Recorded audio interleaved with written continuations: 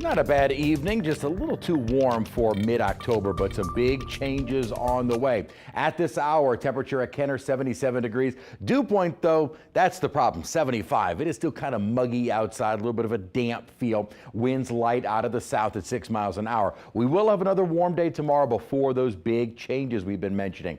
In the 70s outside right now, some upper 60s at Bogalusa and at Macomb right now, 70 degrees down at Bay St. Louis, but otherwise still a fairly mild, humid evening. Now the dew points dropping in some locations, and really we're kind of right on the cusp of some much drier air. There's actually a front that is kind of bisecting, not quite bisecting the entire area, but up on the north shore. Drier air just to the north. We still have that more humid air down to the south. We need something to push the front through. That something will be an upper trough that moves in on Wednesday, and with it a much drier air mass is on the way, along with much cooler air coming. So we will have that warm, more humid day tomorrow. Basically, tomorrow is going to be like today was, about the same, mid-upper 80s. Not unpleasant, but again, we're in mid-October. Let's start getting some fall feel, and that arrives on Wednesday with a big drop in temperature. Now, initially with the front, we'll have strong northerly winds. Wednesday's looking to be a fairly windy day. Those winds will start to change direction late weekend, the weekend out of the east, but still breezy.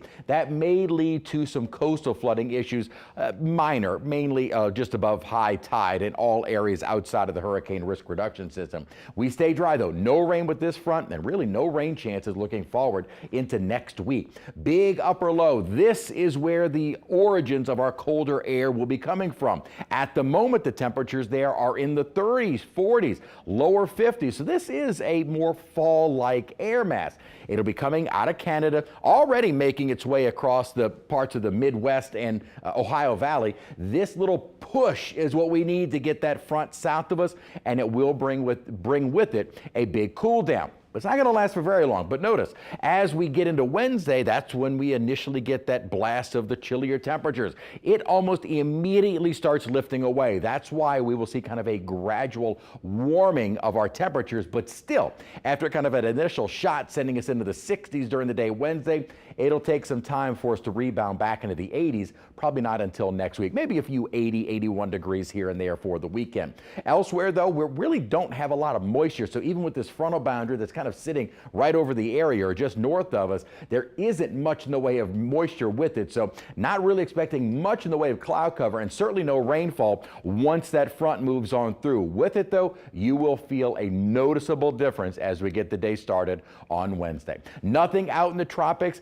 After tomorrow, historically speaking, we are really starting to see our season wrap up. Not that we can't get anything, but usually after October 15th, we don't really get those evacuation type storms. Of course, everyone mentions Zeta. Zeta, though, was a unique storm in that you probably would not have evacuated for that storm. I know it was a Category 3, but it was kind of a asterisk on that one because that is not typical of what we normally see later in the month. Two areas that we're watching, neither of those pose any threat to the northern Gulf of Mexico. At the moment, really no threat to the Gulf of Mexico. High temperatures tomorrow, again, a little bit on the warmer side, not a bad day. It'll be a whole lot better, especially like me, you're waiting for that cool down. High staying in the 60s, morning lows in the 40s, both Thursday and Friday.